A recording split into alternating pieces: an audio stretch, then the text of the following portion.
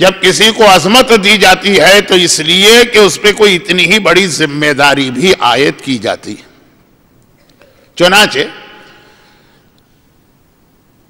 کل سید رضی، سید مرتضی وغیرہ کے کچھ واقعات کے حوالے سے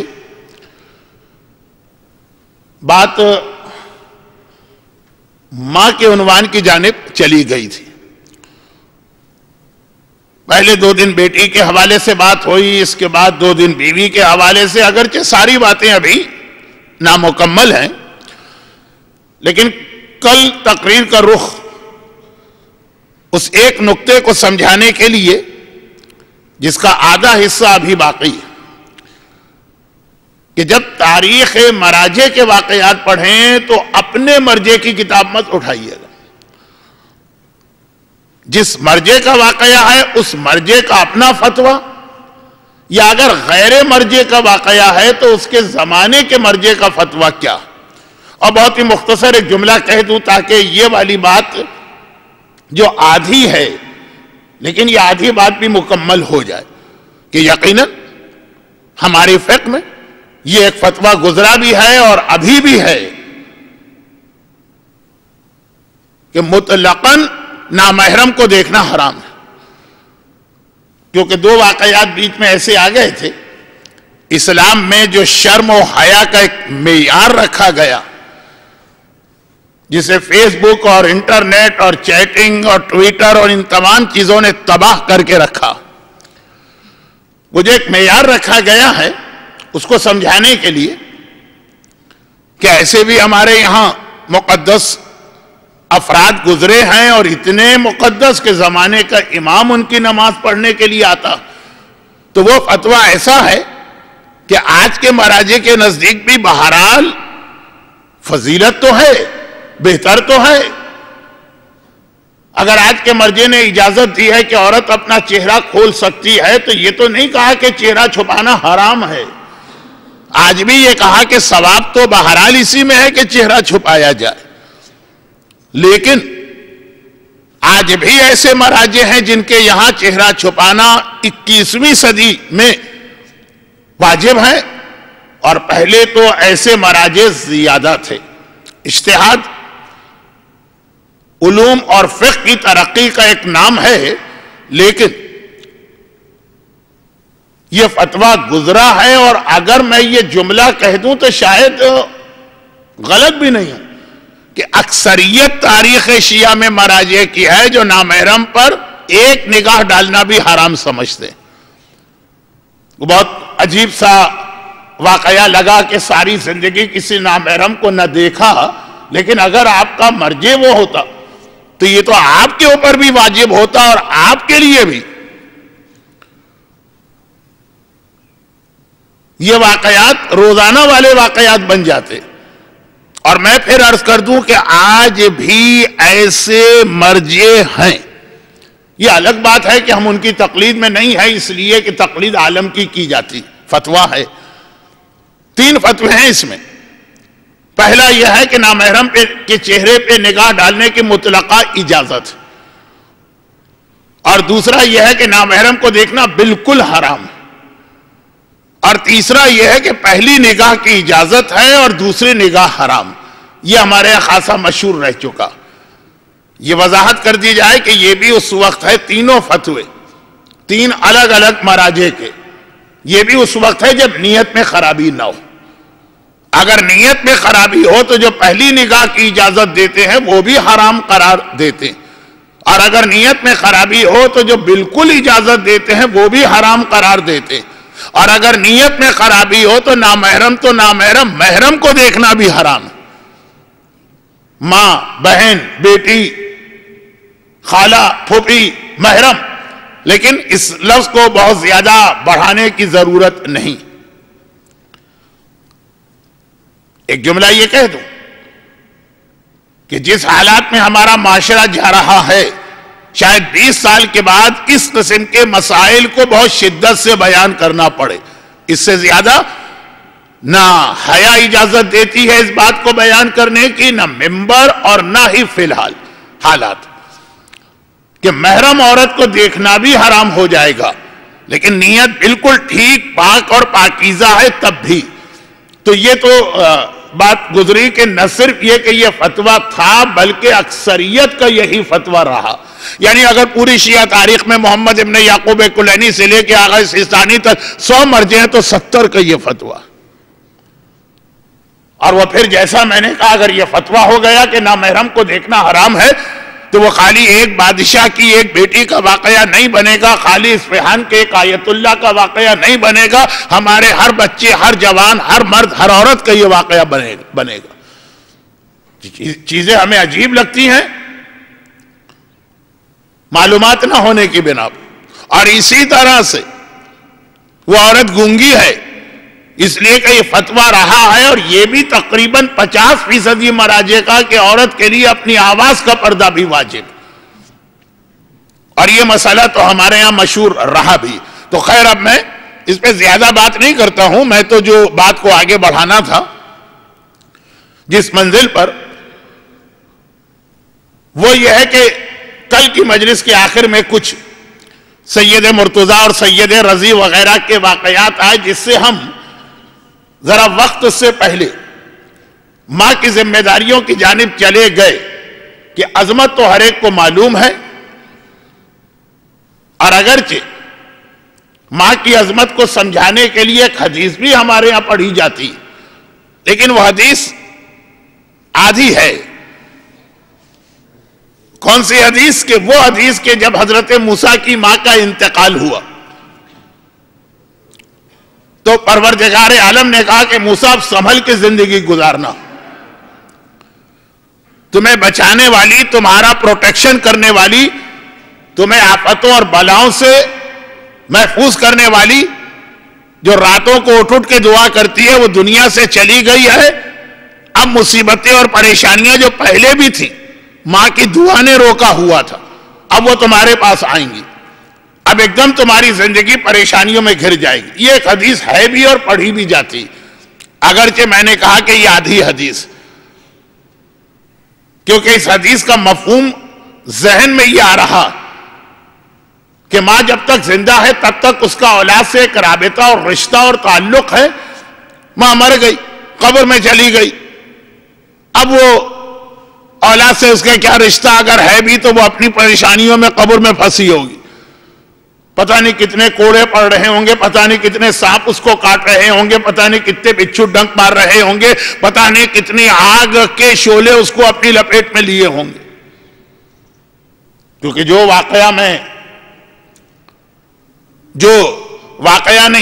جو رسول خدا کے سفر معراج کا ایک جملہ میں نے کئی بار اسی 5 مجالس میں اب تک عرض کیا، اس کے حوالے سے وہ واقعہ ہے نا جو میں اکثر پڑھتا رہتا ہوں، چھوٹا سا واقعہ، شہر مدینہ کا واقعہ. بھائی بہن کا انتقال ہو گیا جوانی میں، شادی سے پہلے ہی، چنانچہ اسے جا کے دفن کیا. دفن کر کے بھائی گھر میں واپس آیا. یہ بہت لمبا واقعہ بنا دیتا تھا میں 15-20 منٹ. ابھی آپ خود دیکھیے گا گھڑی کہ شاید 3 منٹ میں پورا کر رہا ہوں، کیونکہ آپ کے وقت کو ضائع نہیں کرنا. گرچہ میں 4 سال کے بعد آیا ہوں، اور پھر اب 4 سال کے بعد ہی آنے کا ارادہ ہے اگر زندہ رہا. پھر بھی جو لوگ بہت باقاعدگی سے مجھے سن رہے ہیں سالوں سے، ان کے وقت کا مجھے احساس ہے. گھر آ کے بھائی نے دیکھا، اب میں برابر قرار نہیں دے رہا اس مسئلے کو، لیکن مولا متقیان کا بھی ایک جملہ ہے نا کہ جب شہزادی کو دفن کر رہے تھے تو یہ شکوہ اور فریاد کی کہ قبر میں اتارنے والا محرموں میں سوائے میرے کو ہے نہیں. حسن حسین اتنے چھوٹے ہیں، تو یہ جو غیر شادی شدہ بہن مری تو صرف بھائی ہی تھا اس کا محرم جو قبر میں اتار سکتا. اور جیسا کہ میں نے کہا کہ میں ان 2 واقعات کو، ان 2 جملوں کو ملا نہیں رہا ہوں. ہمارے یہاں سارا حجاب اور سارا پردہ سب یاد آ جاتا ہے موت کے بعد. موت تک کسی کو پرواہ نہیں، وہ وہی لوگ آ جائیں کہ جو اس کے محرم ہیں دیکھیں، نامحرم اس کو نہیں دیکھ سکتے. جو سارا معاشرہ، ساری دنیا جس کو اچھی طرح سے ہر پہلو سے اور ہر ادا کے ساتھ دیکھا کرتی تھی جس عورت کو. اب مرنے کے بعد سارا حجاب یاد آ گیا کہ جی کوئی اس کے قریب بھی نہ آئے, نامحرم نہیں دیکھ سکتے. اور عورت کے اوپر اتنی مصیبت کہ شوہر مر گیا تو تمہارا نکاح ٹوٹ گیا, تم اسے دیکھ ہی نہیں سکتی. یہ سارے حجاب یاد آ جاتے ہیں جب حجاب کا موقع بھی نہیں رہتا. لیکن اس انداز سے میں مجلسیں پڑھتا رہا تو 10 کیا 1000 مجلسیں بھی کم رہیں گی موضوع مکمل کرنے کے لیے. بھائی گھر آئے, بہن کو قبر میں اتار کر تو چکرا گیا, گھبرا گیا, پریشان ہو گیا, پاگل ہو گئے. اس کی کمر میں, اس کی بیلٹ میں, اس کے کمر بند میں جو ہیرے اور جواہرات کی ایک بہت قیمتی تھیلی تھی وہ غائب. اور ایک ہی چیز اس کو یاد آ رہی ہے کہ قبر میں اترا, قبر سے باہر آیا, اس دوران کسی وقت وہ تھیلی قبر میں گر گئی ہوگی. پرانے زمانے میں نہ بینک ہے, نہ انویسٹمنٹ کی اسکیمیں ہیں, نہ کوئی اور طریقہ ہے, یہی ایک طریقہ ہوتا تھا. اور ایسے تو کئی واقعات, یہ والے واقعات کے ہیرے اور جواہرات کی تھیلی ہی ہر آدمی کی ساری زندگی کی کمائی ہوتی. آپ میں سے کسی نے 20 سال, کسی نے 30 سال سختیاں جھیل کے جو دولت کمائی, تو آپ کی یہ دولت تو کہیں محفوظ رکھی ہوگی. پرانا زمانہ ہوتا تو صرف ایک تھیلی کے اندر اور کوئی راستہ ہی نہیں تھا. اب تڑپ بھی گیا اور شریعت نے اجازت بھی دی کہ دفن کرنے کے بعد قبر کو کھولنا حرام ہے مومن مسلمان. لیکن چند موقعوں پہ قبر کھودنے کی اجازت ہے, جن میں سے ایک تو ہمارے یہاں بہت مشہور ہے کہ اگر میت کو مقامات مقدسہ کی جانب منتقل کرنا ہے تب اجازت. اور نمبر 2 یہ کہ میت کے کفن میں اگر کسی اور کا حق نکل آئے اور وہ آدمی کسی وجہ سے راضی نہیں, اور شرعاً اس پر واجب بھی نہیں ہے راضی ہونا, چوری کا کفن تھا, کسی اور کے مال سے خریدا گیا, خمس واجب تھا اور خمس ادا نہیں کیا گیا, اور کوئی آدمی تیار بھی نہیں ہے اس کی جانب سے خمس دینے پہ. خمس تو بہت تفصیلی بات ہے, اس میں مرجع سے بھی رجوع ہو سکتا ہے, لیکن عام آدمی کا اگر مال ہو تو وہ کہتا ہے میں راضی نہیں, قبر کھودو اور اس کا مال اس کو لوٹاؤ, نیا کفن دو. اور نمبر 4 اگر کوئی بہت ہی قیمتی شے, اب یہ کتنی قیمتی, 5000 درہم کے 10,000 درہم کے 100 درہم کے 5 درہم, یہ ابھی شاید مجلس میں چل کے اسی کو میں واضح کرنا چاہ رہا ہوں. فی الحال یہ تقریر کے پہلے حصے کا عنوان ہے, اب دیکھیے کب تک وہاں پہنچتا ہوں. تو بہرحال قیمتی چیز اگر قبر میں گر جائے تو اس کو نکالنے کے لیے قبر کو کھولا جا سکتا ہے. 5واں بھی ایک کامن سینس کا مسئلہ ہے کہ اگر یہ اندازہ ہونے لگے اور ایسے نشانیاں سامنے آنے لگے کہ شاید کسی زندہ کو دفن کر دیا گیا, کچھ ایسی بیماریاں ہوتی, خاص طور پر پہلے تو بہت ہوتی تھی جب میڈیکل سائنس اتنی ترقی والی نہیں تھی, لیکن ابھی بھی ہوتی. پچھلے ہی ہفتے امریکہ کے اندر وہ مردہ جب دفن کیا جا رہا ہے زندہ ہو گئے. تو مردہ تو زندہ نہیں ہوتا ہے, لوگ اس کو مردہ سمجھ بیٹھے. تو یہ 4-5 موقع ہیں جہاں پہ شریعت میں اس عمل کی اجازت. ان میں سے یہ بھائی کا مسئلہ بھی تھا. اب اگرچہ رات کا اندھیرا چھا گیا ہے لیکن دل نہیں مان رہا اگلے دن کے انتظار کے لیے, سورج نکلے اور روشنی ہو پھر جائیں, دل نہیں مان رہا. پوری زندگی کی کمائی چنانچہ آدھی رات کو گیا, قبر کو کھودنا شروع کیا. اور چونکہ قبر میں اترتے وقت اور قبر سے باہر آتے وقت پائنتی کے راستے کو اختیار کیا جاتا ہے تو پائنتی کھود رہا. لیکن جیسے ہی مٹی بالکل آخری تہ رہ گئی, چھوٹی سی تھوڑی سی, چیخ و پکار, رونے اور فریاد کرنے کی آواز آنے لگی. ہائے میں مری, ہائے میں جلی, ارے کوئی مجھے بچائے. آواز تو پہچان لی کہ یہ تو میری بہن ہے. اب تو اور جوش کے ساتھ قبر کھودا. ابھی صرف اتنا سوراخ ہوا ہوگا جتنا یہ 1 درہم کا سکہ آپ کے پاس ہوتا ہے کہ ایک دم سے آگ کا فوارہ نکلا, اس کی پیشانی سے ٹکرایا اور یہ تڑپ کے گرا. جلدی سے مٹی ڈال کے واپس گھر آیا اور پریشان کہ کیا حالت. اور اب جو اس نے صبح اپنے آپ کو دیکھا تو پورا چہرہ اس بری طرح سے جلا ہوا, گھر سے نکلنے کا دل نہیں چاہ رہا.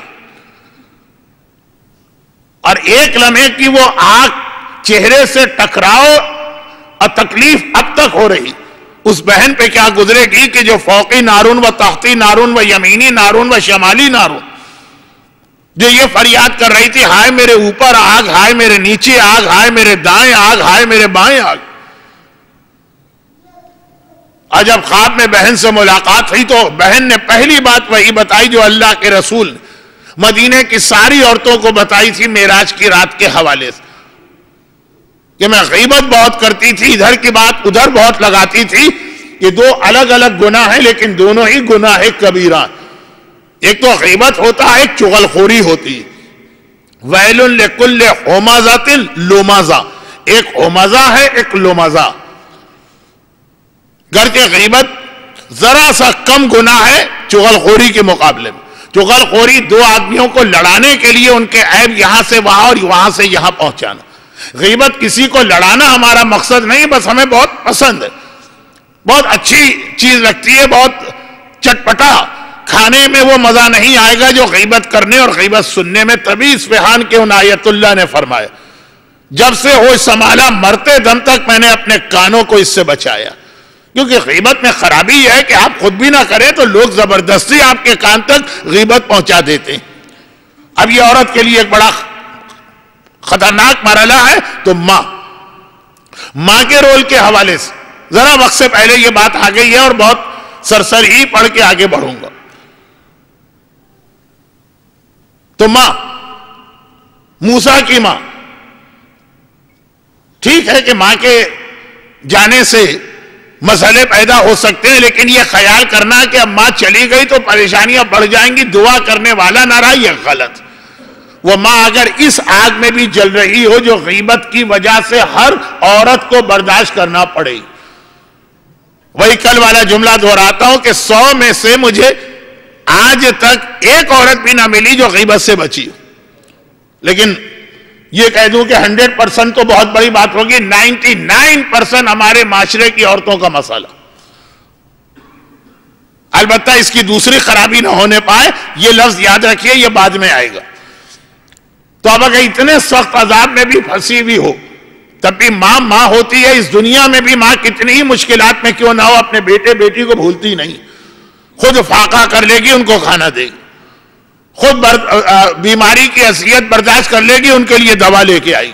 یہی قبر میں جا کر بھی ایسا نہیں ہے کہ ماں دنیا سے گئی تو اب اس کو اپنی اولاد کی پرواہ نہ رہی، صرف اپنی پرواہ۔ وہاں وہ آگ میں جلتے ہوئے بھی کہے گی خدا بندہ اتنا بتا دے میرا بیٹا کس حالت میں ہے، میری بیٹی کس حالت میں۔ اور اس کے لیے ملا احمد نراقی کا وہ واقعہ جو میں کم از کم 50 دفعہ تو امام بارگاہ ہے علی رضا کے منبر سے پڑھ چکا ہوں، وہ چاول والا واقعہ بہترین دلیل ہے۔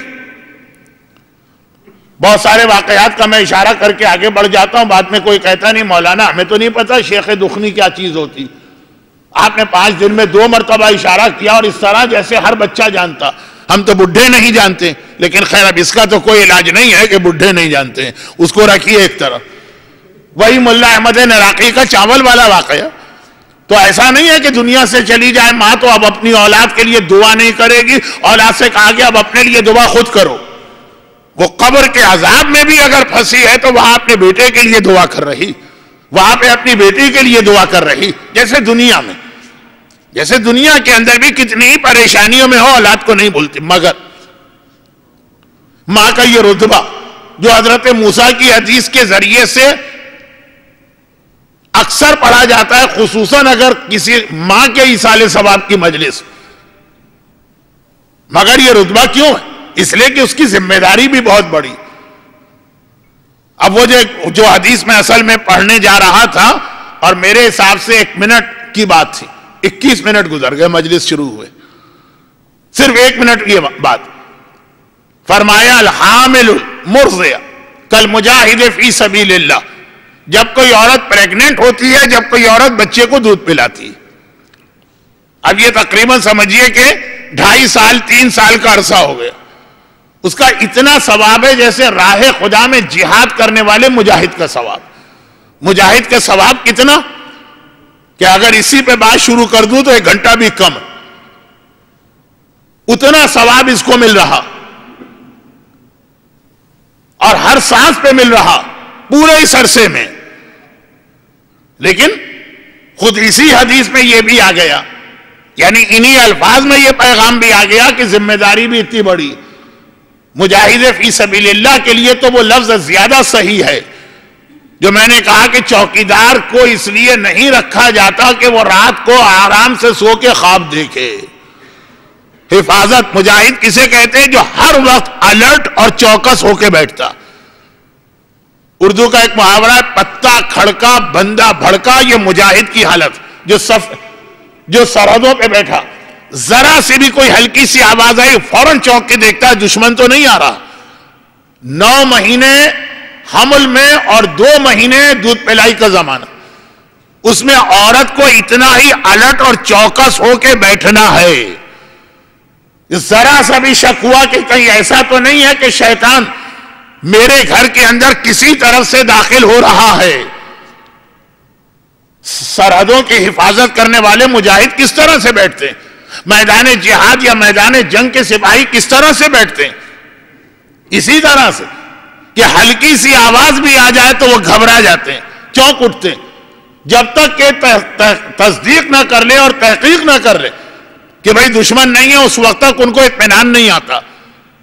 اور یہ جتنی دیر تک وہ وہاں پہ بٹھائے گئے ہیں اتنی دیر تک یہ ان کی ذمہ داری ہے. عورت 2.5 سال اپنی اولاد کی خاطر اتنی الرٹ ہو کے بیٹھے, کھانا سامنے آیا تو چوکنا ہو جائے. اس کھانے کے ذریعے تو شیطان کہیں میرے ذریعے سے میری اولاد کا نشانہ نہیں بنا رہا. کوئی آواز گھر میں گونجی, چاہے وہ ٹیلی ویژن کی ہو اور چاہے وہ ریڈیو کی ہو اور چاہے وہ انٹرنیٹ کی ہو اور چاہے وہ چیٹنگ کی ہو, فوراً آنکھیں کھلی, کوئی منظر اس کی آنکھوں کے سامنے آیا. یعنی پتا کھڑکا بندہ بھڑکا والی کیفیت ہے. اتنی ذمہ داری ماں ادا کرے تو رتبہ اتنا بڑا ہے کہ فرمایا کہ کوئی ماں, کوئی عورت کبھی نبی نہیں بنی لیکن نبیوں کو پیدا کرنے والی ماں. کوئی عورت مرجع نہیں بنی لیکن جتنے مراجع اس دنیا میں آئے ماں کے ذریعے آئے اور ماں کی وجہ سے مرجع بنے, ماں کی وجہ سے. کل آپ نے سید مرتضیٰ کا ایک واقعہ سنا, بلکہ کئی واقعات ہو گئے. آج بہت ہی چھوٹا سا ایک جملہ. شیخ مرتضیٰ, یہ دونوں ہماری تاریخ کے بہت بڑے علماء, اور شیخ مرتضیٰ تو وہ ہے کہ جو کہا گیا کہ پچھلے 200 سال, یہ 200 سال پہلے کے ایک مرجع, 200 سال سے جتنے علماء اور مجتہدین ہیں سب ان کے شاگرد. یعنی جب تک کہ ان کی کتاب نہ پڑھی جائے کوئی شخص اجتہاد کے کلاس میں بیٹھ بھی نہیں سکتا. اب وہ ان کے حالات بھی بڑے دلچسپ اور بہت اہم ہے, لیکن موضوع پھر کہیں اور جائے گا. صرف ان کا ایک جملہ بتانا. جب زمانے, یہ آپ کو یاد آ جائے گا امام بارگاہ علی رضا کے ان مومنین کو جو بڑی باقاعدگی سے میری مجلسیں سنتے رہیں, کہ یہ وہ مرجع ہے کہ جن کو زمانے کے امام نے آ کر مجتہد کی سند دی تھی. یعنی کہا تھا انتا مجتہد حقا.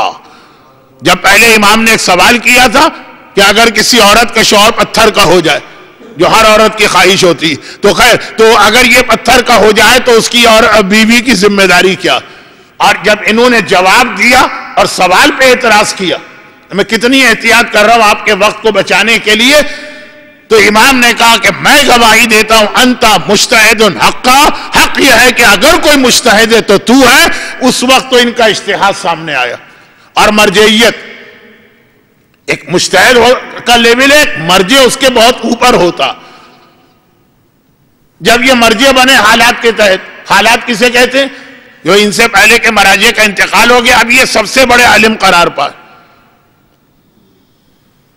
تو انہوں نے مرجعیت کی ذمہ داری قبول نہیں کی اور شہر چھوڑ کے چلے گئے نجف سے ایران کے سب سے دور و دراز کے گاؤں, بغیر کسی کو اپنا تعارف کرائے میں کون. جا رہے اتنا دور نکل جاؤ کہ کوئی جاننے والا ہی نہ ہو اور تقلید کی بات بھی نہ ہو.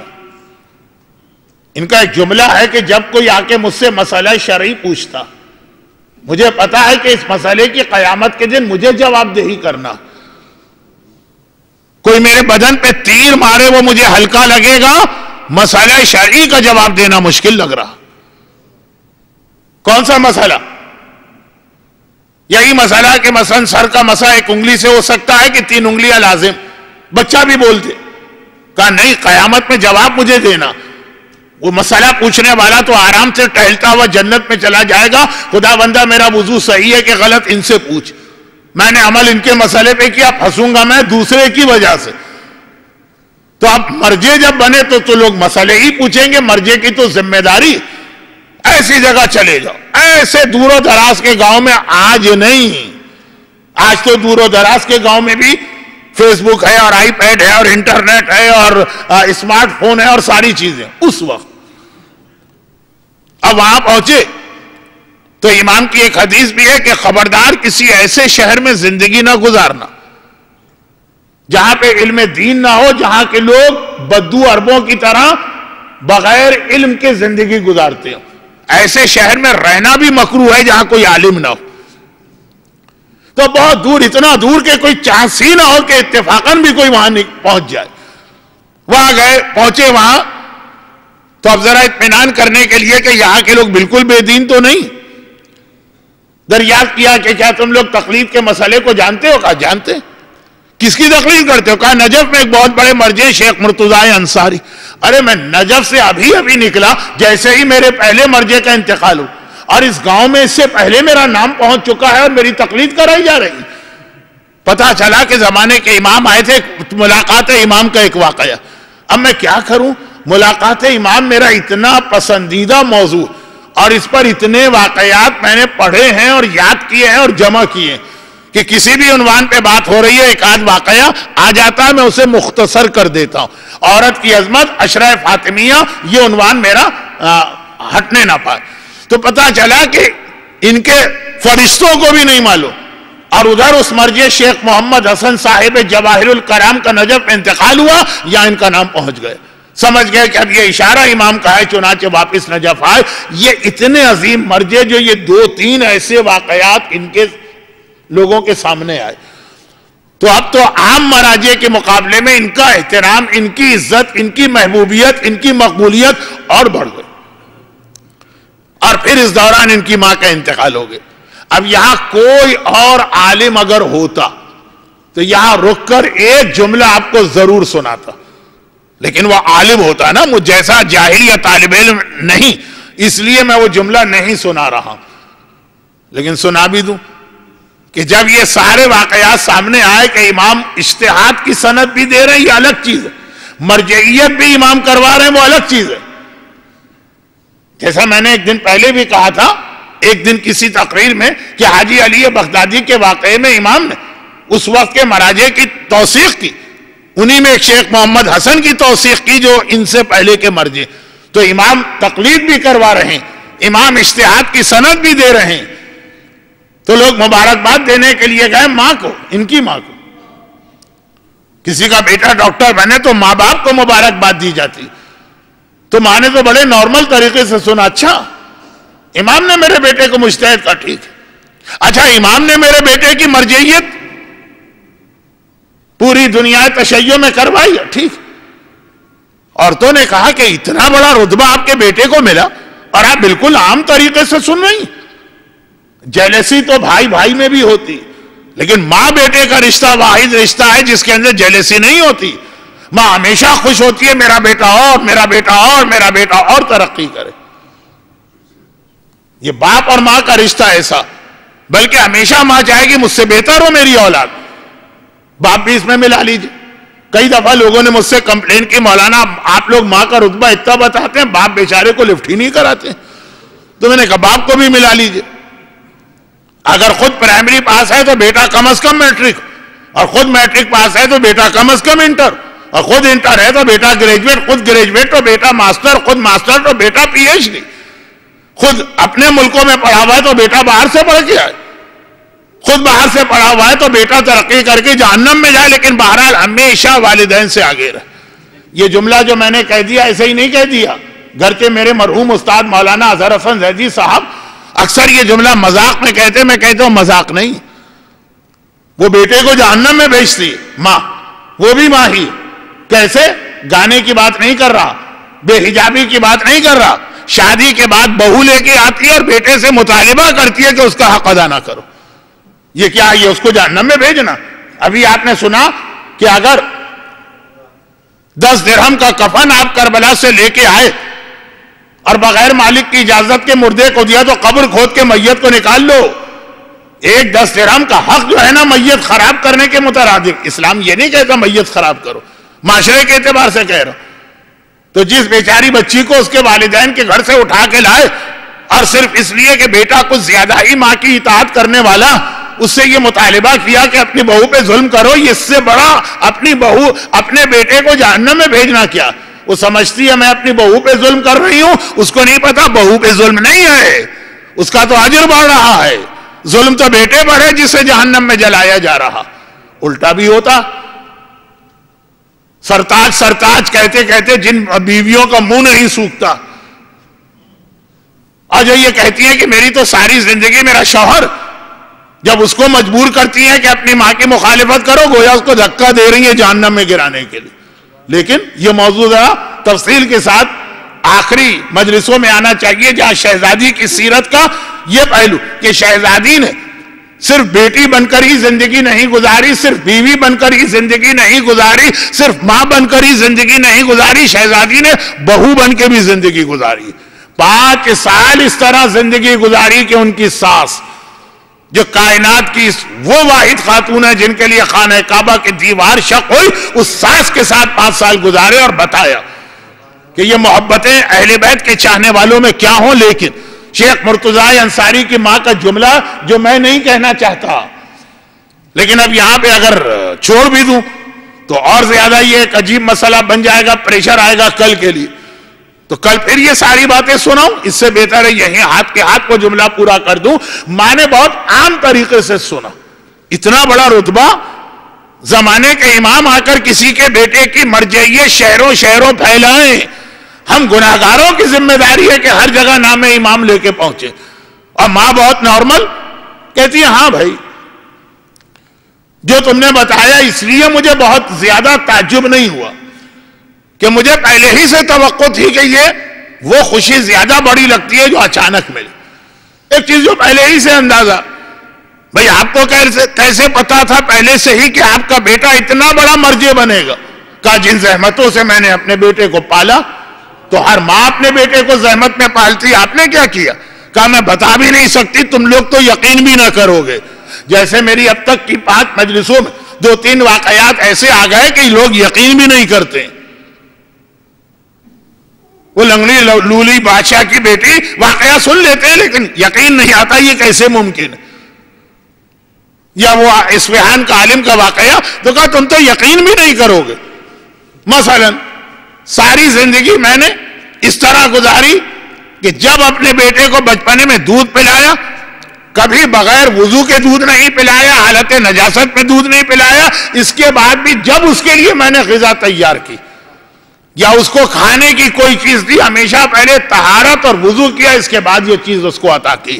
یہ جملہ ہر عالم یہاں پہ پڑھتا ہے، مجھے نہیں پڑھنا تھا. لیکن اتنی لمبی بات ہو گئی تو 2 منٹ کے جملے میں حرج نہیں ہے. ان ماں کا انتقال ہوا تو شیخ مرتضی انصاری اس وقت تک تو بہت ہی اسٹیبلش مرجع بن چکے تھے. وہ نماز جنازہ پڑھنے کے لیے آئے، لوگ قرصہ دینے گئے، پھر نماز جنازہ میں دیکھا یقین نہیں آ رہا. اس طرح سے رو رہے ہیں جیسے کوئی چھوٹا بچہ اپنی ماں کی جدائی میں روتا. امامہ تو خیر سر پہ ہے ہی نہیں، ابا تو پہنی ہی نہیں ہے، آستینے بھی بلند ہے، واقعاً اس طرح رو رہے ہیں. اب ایک تو عمر کے اعتبار سے بھی رونے کا فرق، 60 سال 65 سال کا اتنا بڑا عالم، پھر رتبے کے اعتبار سے بھی کہ خالی مجتہد ہی نہیں مرجع. کسی شاگرد نے قریب جا کے چپکے سے کہا کہ مجمع عام میں اس طرح سے آپ کا رونا ذرا اچھا نہیں لگ رہا. کہا کیوں اچھا نہیں لگ رہا؟ کہا کہ آپ اتنے بڑے مرجع ہیں. تو کہا تمہیں پتا ہے میں اتنا بڑا مرجع کس کی وجہ سے ہوں؟ انہی کی وجہ سے تو ہوں کہ جن کی میت پہ اس نے مجھے مرجع بنایا ہے. یہ ماں ہے جو نبی نہیں ہوتی مگر نبیوں کو پیدا کرتی ہے. یہ ماں ہے جو امام نہیں ہوتی، امام اس کے ذریعے دنیا میں ظاہر ہوتے ہیں. یہ ماں ہے جو مرجع نہیں ہوتی لیکن مراجع کو بناتی. مگر کب؟ الحامل المرضع کالمجاہد فی سبیل اللہ، جب وہ اس طرح سے الرٹ ہو کے اپنے گھر میں بیٹھے اور بچے کا خیال کرے. وہ فیس بک کے درمیان، وہ انٹرنیٹ کی چیٹنگ کے درمیان، یہ اس طرح سے ٹی وی کے درمیان وہ بچے نہیں پیدا ہوں گے کہ جو مرجع بنے، جو مجتہد بنے. ارے مرجع مجتہد تو بہت دور کی چیز ہے، وہ تو آپ کہیں گے ہمیں اپنے بچوں کو بنانا بھی نہیں، لیکن ایک دیندار متقی پرہیزگار جنتی تو بنانا ہے نا. اچھا جنتی بھی بنایا جاتا، ہم تو سب بنے بنائے جنتی. دیکھیں ایک تو طریقہ ہوتا ہے نا کہ بھئی کچھ چیزیں ایسی ہیں جو آدمی کو خود بخود مل جاتی. دنیا کے کتنے ایسے ملک ہیں اگر آپ وہاں رہتے اور آپ کے یہاں بچہ یا بچی پیدا ہو گئی، خود بخود اس کو وہاں کا پاسپورٹ مل گئے، بائی برتھ اس کا حق بن گئے. تو ہم تو جنتی ہیں نا، بائی برتھ جنتی ہیں، ہمیں کوئی شک ہی نہیں ہے.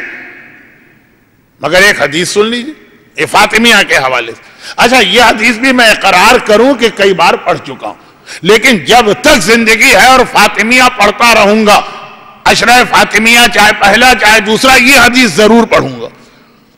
اس لیے کہ جو اس حدیث کے آخری جملے کو نہ سمجھا اس کو حق بھی نہیں ہے کہ شہزادی کونین کے مصائب پہ آنسو بہائے. عورت آئی شہزادی کے پاس، وہی کل والی بات. جب اللہ کے رسول شہر مدینہ سے باہر ہوتے، جب مولائے متقیان رسول کے ساتھ شہر مدینہ سے باہر ہیں، تو مدینے کے مرد بھی اپنے مسئلے شہزادی کونین سے پوچھواتے ہیں اپنے گھر کی خواتین کے ذریعے. اور جب اللہ کے رسول مدینے میں ہو تب بھی اکثر خواتین شہزادی ہی کے پاس آ کے مسئلہ پوچھتی ہیں. چنانچہ یہ عورت جو آئی تو آج اپنا مسئلہ لے کے نہیں آئی، شوہر نے بھیجوایا، کہا کہ شہزادی سے اتنا پوچھ لینا کہ کیا ہم آپ کے شیعہ ہیں. اور ایسا لگ رہا کہ یہ جو واقعہ ہے اس سے کچھ پہلے اللہ کے رسول نے شہر مدینہ میں وہ خطبہ دیا اور خطبہ دے کے پھر کسی کام سے شہر سے باہر چلے گئے کہ یا علی انتا وشیعتوں کا ہم الفائزون، آئے علی نجات اور اللہ کی خوشنودی اور جنت صرف انہی کو ملے گی جو تمہارے شیعہ. ہو سکتا ہے کہ وہ جو درخت رویا تھا مسجد النبوی میں، یہاں جو مجھے کچھ ایسے چہرے نظر آتے ہیں جو حج اور عمرہ کر کے آئے ہوئے، تو مدینے کی مسجد یاد آ جاتی ہے ان کو دیکھ کر، اور مدینے کی مسجد یاد آتی ہے تو وہ درخت یاد آتا ہے جو رسول کی جدائی میں رویا. تو بہت مشہور واقعہ ہے، جو لوگ ہو کے آ گئے انہوں نے اتنا سن لیا. تو اس موقع پہ پیغمبر نے اس درخت سے ایک جملہ کہا تھا نا، بہت ہی مشہور جملہ کہ مت رو محل، ذرا آرام کرو، صبر کرو. کیا تمہارے لیے یہ بات کافی نہیں ہے کہ جنت میں جس گھر میں میں رہوں گا اللہ تمہیں اس گھر میں اگائے گا اور اتنا بڑا تمہارا سایہ بنے گا کہ میں، علی، میرے اہل بیت اور علی کے سارے شیعہ اسی کے سائے میں بیٹھا کریں گے. تب وہ درخت خاموش ہوا، چپ ہوا. اسی طرح پیغمبر نے درخت پہ ہاتھ رکھا جیسے میں ہاتھ کا اشارہ کر رہا ہوں. جنت میں یہ درخت جو آج بھی مدینے میں ستون حنانہ کے نام سے ایک ستون موجود ہے. تو یہ بہت مشہور واقعہ ہے، 2 منٹ جو میں نے اس کے لیے لے لیے تو اس کی معذرت. ہو سکتا ہے کہ وہ اسی کے بعد اللہ کے رسول شہر سے باہر گئے ہیں اور اب آ کے یہ عورت سوال پوچھ رہی ہے، کیونکہ ذہنوں میں یہ سوال پیدا ہو گیا ہوگا. سمجھدار مومن کے ذہن میں تو یہ سوال پیدا ہوتا، نہ سمجھ تو یہ حدیث سنا ہوگا، کہا ہوگا ہم تو ہیں علی کے شیعہ، ہمیں تو آگے کچھ پوچھنے کی ضرورت ہی نہیں ہے. سمجھدار کے ذہن میں فوراً ایک سوال پیدا ہوا، رسول ہے نہیں، علی ہے نہیں، اپنی بیوی کو بھجوائے. شہزادی کونین میں اپنے شوہر کی نمائندہ بن کے آپ کی خدمت میں آئیں، کیا ہم آپ کے شیعہ ہیں کہ نہیں؟ بشارت رسول نے دے دی کہ کامیابی علی کے شیعہ کو ہے. اس درخت کے نیچے علی کے شیعہ بیٹھیں گے، جنت علی کے شیعہ کے لیے. مگر یہ تو آدھا پیغام ہے نا، ہم علی کے شیعہ ہیں کہ نہیں ہے پہلے یہ بھی تو کنفرم ہو. تو یہ آتی ہے اور آ کے پوچھتی ہے میرے شوہر نے یہ سوال پوچھوایا. اب جواب کے 2 طریقے. پہلا طریقہ اگر ہوتا تو نہ میں اس کو عشرہ فاطمیہ میں پڑھ رہا ہوتا اور نہ ہی اپنا یہ ارادہ ظاہر کرتا کہ ہمیشہ جب تک اللہ زندہ رکھے گا میں یہ پڑھتا رہوں گا. کیوں؟ اگر شہزادی کہتی ہاں تمہارا شوہر شیعہ، تو یہ واقعہ خالی اس کا ہوتا، اس کا ہم سے کیا تعلق؟ شہزادی نے اسی لیے جواب وہ نہیں دیا، ایسا جواب دیا کہ یہ واقعہ قیامت تک، ظہور امام تک پیدا ہونے والے ہر مومن کا واقعہ بن جائے، میرا بھی واقعہ بنے، آپ کا بھی واقعہ بنے۔ کیا جواب دی؟ کہا کہ اگر تمہارے شوہر میں 4 باتیں پائی جاتی ہیں تو وہ ہمارا شیعہ، تمہارا شوہر ہمارا شیعہ ہے، اگر یہ کہہ دیتی پورا واقعہ اس کے بارے میں، نہیں ہے ہمارا شیعہ تب بھی صرف اس کی بات، اس سے ہمارا کیا تعلق؟ لیکن کہا 4 باتیں جس میں پائی جائیں۔ نمبر 1، وہ ہم سے اور ہمارے گھرانے سے محبت کرتا ہو۔ نمبر 2، وہ ہم سے اور ہمارے دشمنوں سے بیزاری اختیار کرتا ہو۔ نمبر 3، ہر اس بات پہ عمل کرتا ہو جس کا ہم نے حکم دیا۔ اور نمبر 4، ہر اس بات سے اپنے آپ کو بچاتا ہو اور محفوظ کرتا ہو جس سے ہم بچے اور جس سے ہم نے اپنے آپ کو محفوظ کیا۔ بس جا کے اپنے شوہر کو یہ جواب دے دو، کیونکہ مومنہ خود تو یہ سوال لے کے نہیں آئی تھی، تو اس نے تو سوچا بھی نہیں، سمجھا بھی نہیں، بس جواب یاد کیا اور اسی طرح لے جا کے شوہر کو دے دی۔ بھائی آپ کوئی چیز لکھ کے کسی کو دیں کہ فلاں کو پہنچا دو، آپ کو ضرورت ہی نہیں ہے کہ اس نے کیا لکھ کے دیا۔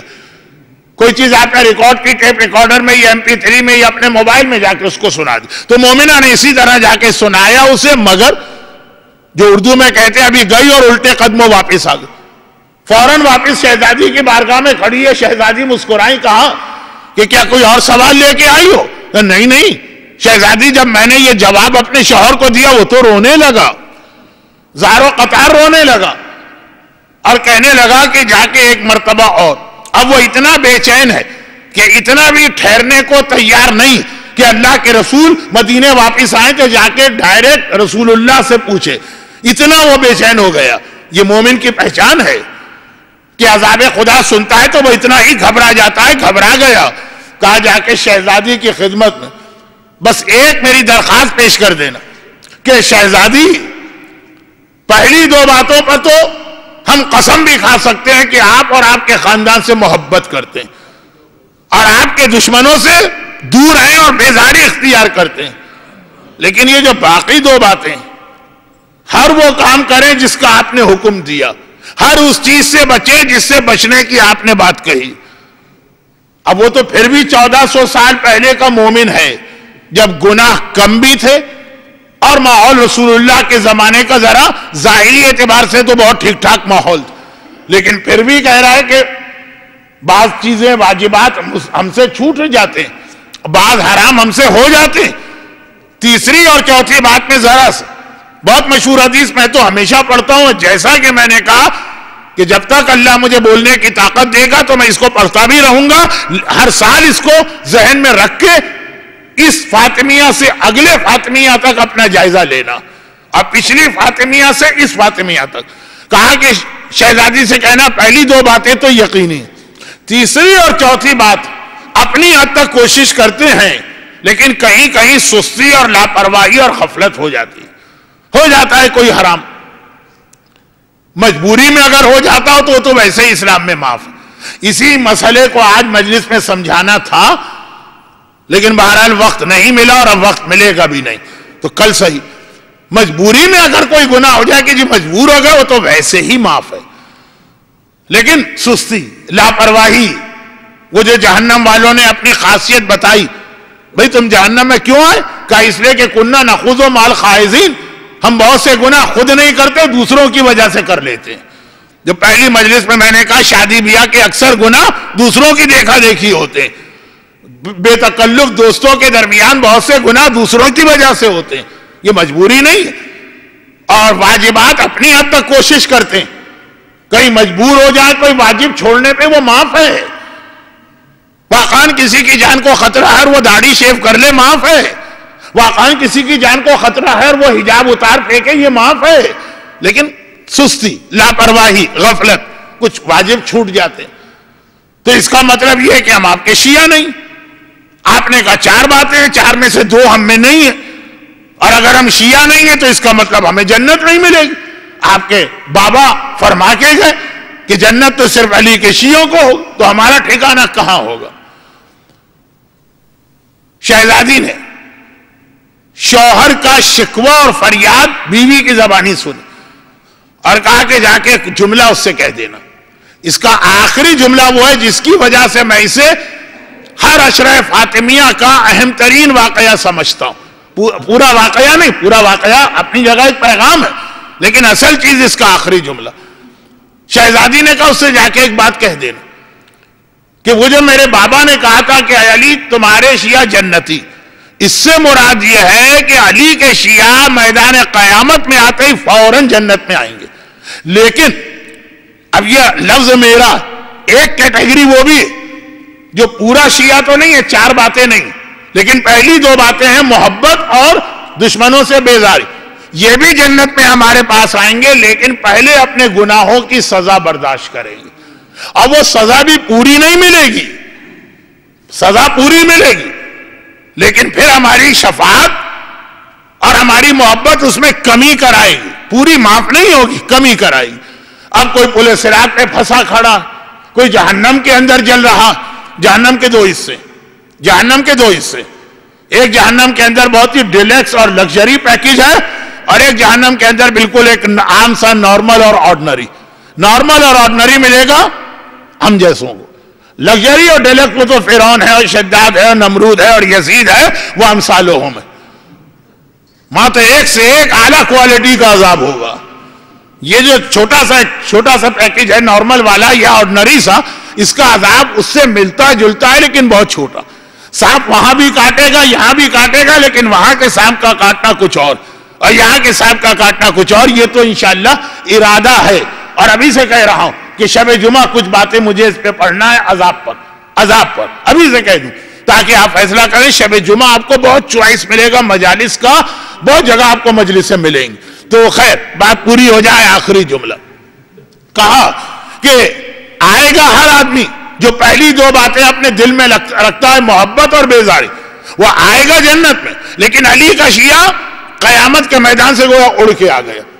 اور جو 4 باتیں نہ ہوں، خاص آخری 2 باتیں، پہلی 2 نہ ہو تو جہنم میں ہی جائے گا، لیکن پہلی 2 ہیں، تیسری اور چوتھی نہیں. وہ آئے گا جنت میں، لیکن اپنے گناہوں کی کچھ سزا برداشت کرنے کے بعد.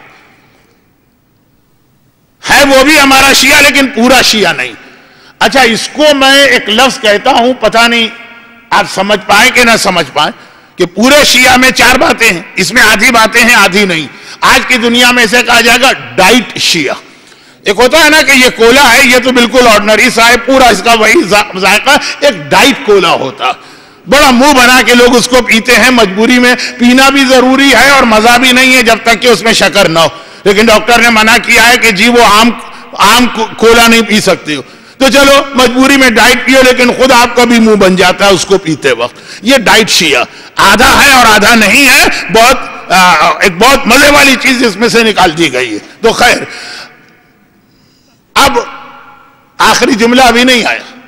آخری جملہ جس کے لیے میں نے پوری روایت پڑھی، شہزادی نے کہا لیکن ہاں اپنے شوہر سے ایک بات یہ کہہ دینا، یہ آخری جملہ، اور وہ یہ کہ اگر پہلی 2 باتیں اس کے اندر ہیں، محبت اہل بیت، دشمنان اہل بیت سے بیزاری، وہ آئے گا جنت میں ہمارے پاس سزا برداشت کر کے.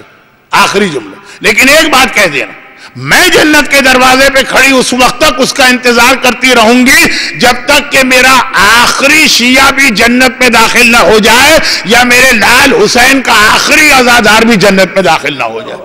میں جنت کے دروازے پہ کھڑی ہوں. عام مومنین جنت میں چلے گئے، جنت کی نعمتوں کے مزے لوٹ رہے ہیں. اہل بیت بھی جنت میں ہیں. فاطمہ زر جنت پہ کھڑی ہیں. بلایا جا رہا آئیے شہزادی. جنت میں بابا اللہ کے رسول یاد کر رہے ہیں بیٹی کو. مولا کائنات حسین اپنی ماں کہہ رہے ہیں نہیں. شہزادی کہیں گے نہیں، ابھی میرا چاہنے والا عذاب خدا میں مبتلا ہے، میں اس کے لیے دعا بھی کر رہی ہوں. خالی نہیں کھڑی ہے جنت کے دروازے پہ، میں دعا بھی کر رہی ہوں اور انتظار بھی کر رہی ہوں. تو یہ جو آخری جملہ ہے اس کے حوالے سے میں کہتا ہوں، وہ مومن اور مومنہ جو اپنے کسی مزے اور آرام کی خاطر، بھئی گناہ ہم کیوں کرتے ہیں؟ کوئی مزہ یا آرام چاہیے. واجب ہم کیوں ترک کرتے ہیں؟ کوئی مزہ یا آرام چاہیے. جو مومن اور مومنہ اپنے کسی مزے اور آرام کی خاطر یہ بھی برداشت کرے کہ شہزادی کونین جنت کے دروازے پر کھڑی رہے ہیں، بھئی مجھے تو یہ پہلے مزہ چاہیے دنیا کا، مجھے تو یہ آرام چاہیے، کیا اسے حق ہے کہ وہ فاطمیہ میں آئے اور سمجھے کہ میں فاطمیہ کا حق ادا کر رہا ہوں؟ ایک جملہ میں نے کہا تھا نا، جو اس روایت کے آخری جملے پر عمل نہ کرے پھر یہ فاطمیہ کا عشرہ اس کے لیے نہیں، جو شہزادی کونین کو جنت کے دروازے پر اتنی دیر کھڑا رکھے، اتنی دیر، کیونکہ پھر اب مومنہ نے پوری حدیث خود سنی. پہلے تو شوہر کا سوال تھا، زبانی یاد کی، آگے پہنچا دی. اب سمجھ کے سنا تو کہا کہ شہزادی آپ کتنی دیر تک جنت کے دروازے پہ کھڑی رہیں گی؟ کہا کہ 70,000 سال تک، کیونکہ ایک گناہگار 70,000 سال کے بعد جنت میں داخل ہوگا. اللہ، ایک عورت کو بے حجابی اتنی پسند ہے کہ اس کی خاطر فاطمہ در جنت پہ 70,000 سال کھڑی رہے اور وہ کہے کہ نہیں بھائی مجھے اس کی پرواہ نہیں ہے، یہ 20 سال کے بے حجاب. ایک آدمی کو صبح کے وقت سونا اتنا پسند ہے، فاطمہ زہرا 70,000 سال جنت کے دروازے پہ کھڑی رہیں یا پھر نماز قضا کرتا رہے. اور کون فاطمہ زہرا؟ ابھی جنت کے اندر فل فلیج داخل نہیں ہوئی ہیں، دروازے پر. تو دروازہ جنت پہ جب فاطمہ پہنچیں گی نا، دیکھیں میں کل ہی کے مصائب سے ربط دے رہا ہوں، تو کل کا جو جملہ تھا نا، آخری جملہ، اسی سے آج کا جملہ سنی. خالی غسل میت تک فاطمہ کا پہلو زخمی نہیں ہے، قیامت کے دن بھی رسول کی بیٹی زخمی آئے گی. اور خالی قیامت تک یہ زخمی نہیں ہے، جنت کے دروازے تک فاطمہ زخمی جائے گی.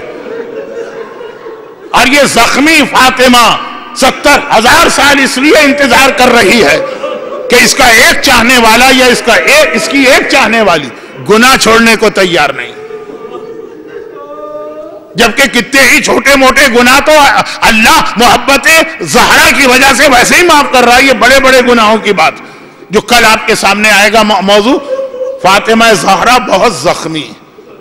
خیر اگر زخمی نہ بھی ہوتی تب بھی نعوذ باللہ ہم ان کو برداشت نہیں کر سکتے تھے کہ یہ زحمت دیں، مگر فاطمہ تو واقعاً بہت زخمی.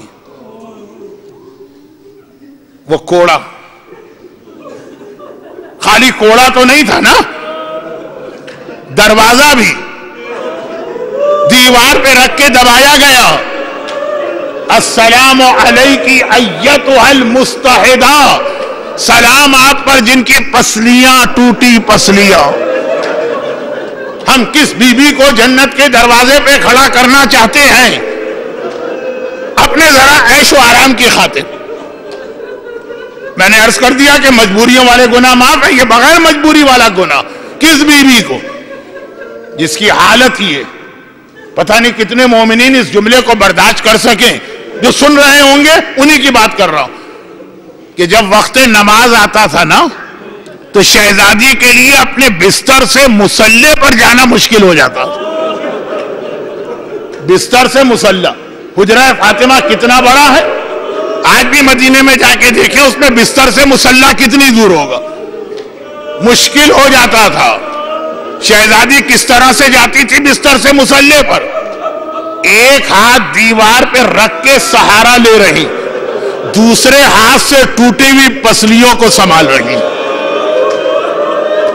اور پھر مصلی پر پہنچ رہی. تو دو جملے، ٹوٹی ہوئی پسلیوں کو سنبھال کے شہزادی کیا جنت کے دروازے پر بھی ہماری وجہ سے کھڑی رہے؟ اور دوسرا جملہ، مگر اتنی اذیت برداشت کی، نماز کوئی نہ قضا ہوئی نہ نماز کوئی تاخیر ہوئی. ٹوٹی ہوئی پسلیوں کو ہاتھ سے سہارا دے کے سنبھال کے نماز پڑھنے والی زہرا اپنے ماننے والوں سے بھی تو کسی چیز کا تقاضا کرے گی. بس میں نے پہلی مجلس میں ایک جملہ عرض کیا تھا، ولادت کی محفل تھی، مصائب نہیں پڑھے تھے، ایک جملہ عرض کیا تھا کہ مصائب ماں اور بیٹی کے ایک جیسے، فرق یہ ہے کہ اللہ نے امتحان یہاں فاقے کے ذریعے لیا، وہاں دولت دے کے لیا، لیکن بعد کے مصائب ایک جیسے ہیں، کیونکہ یہ تاریخ کا جملہ، یہ ابھی آپ نے جملہ سنا نا کہ ٹوٹی ہوئی پسلیاں سنبھال کے مصلی پہ جا کے کھڑی ہوتی ہیں. اور پھر وہ ایک جملہ جو ملائے گا آج کے مصائب سے کل کے مصائب کو، اس جملے نے بھی ملایا، اگلے جملے نے بھی. جب زینب نے بابا سے پوچھا، بابا آپ غسل میت دیتے ہوئے رونے کیوں لگے؟ کہا کہ فاطمہ کے پہلو پہ کوڑے کا نشان نظر آیا، زینب بھی رونے لگی، بابا میری ماں زخمی کوڑے کے زخم کے ساتھ دنیا سے گئی۔ مولا نے زینب کے سر پہ ہاتھ رکھا، زینب بیٹی، فاطمہ نے ایک کوڑا برداشت کیا تھا، تجھے تو راہ کوفہ و شام میں پورے سفر مسلسل کوڑے برداشت کرنا ہوں گے۔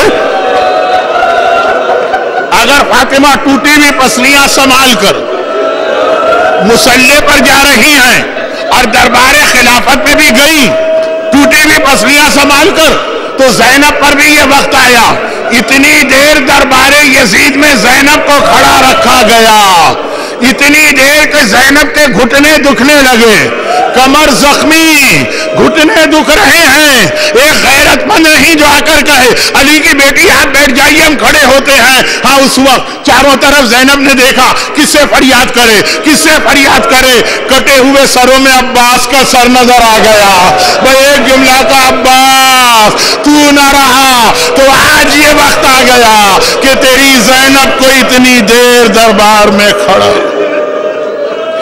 خدا بندہ فاطمہ اور زینب، ماں اور بیٹی کے ان مصائب کا واسطہ جو مومنین اور مومنات اس بلند آواز سے گریہ کر رہے ہیں، ان کو، ان کے گھروں کو، ان کی روزی کے ذرائع کو، ان کے گھر والوں کو، ان کی اولادوں کو اور مصیبت و پریشانی سے محفوظ فرما۔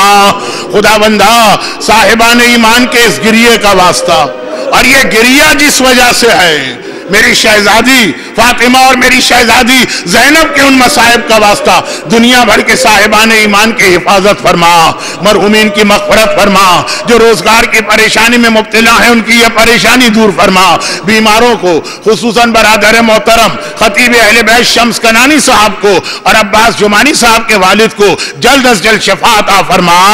خدا بندہ ہم سب کو سیرت اہل بیت پہ اس طرح چلنے کی توفیق عطا فرما کہ کوئی غلطی ہو جائے ہماری وجہ سے زہرا کو جنت کے دروازے پر انتظار کی زحمت نہ ہو، اور خدا بندہ ان مظالم کے انتقام کے لیے، کمر پہ پڑنے والے کوڑوں کے انتقام کے لیے، ٹوٹی ہوئی پسلیوں کے انتقام کے لیے زہرا ہی کے فرزند و وارث امام زمانہ کے ظہور میں تعجیل فرما۔